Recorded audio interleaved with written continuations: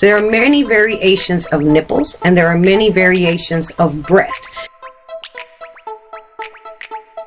So a nipple can be everted, it can be inverted, it can be flat and inverted, it can be very large, it can be very small, it can be long and hang off the breast.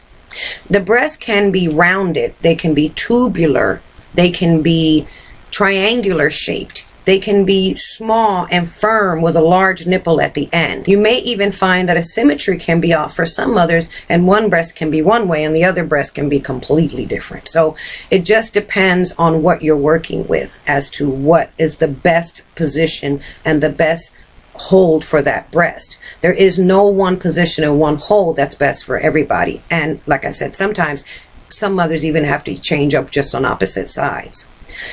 The thing to remember is that it doesn't really matter, because at the end of the day, the goal is still the same. Getting a baby with an open mouth, tongue down, getting deep into the mouth, above the tongue and up to the palate to trigger suck. And then once getting a good latch, maintaining that latch and the depth of that latch until that specific latch is over.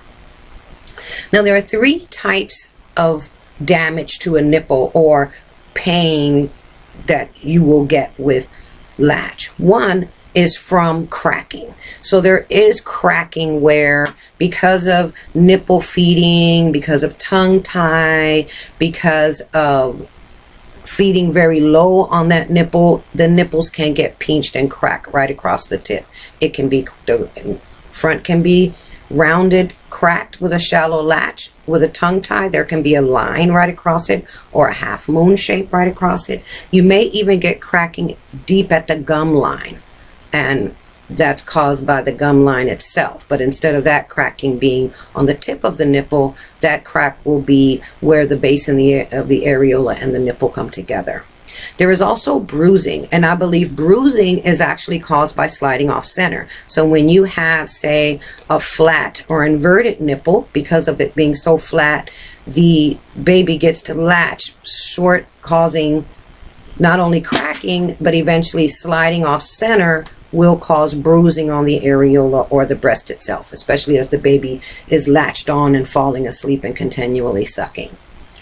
Also, I believe there is a tearing, and tearing oftentimes occurs right at the base of the nipple and the areola where they come together, and the nipple almost looks like it's tearing away from the breast. And that comes from poor, unstable positioning and the baby hanging on that breast.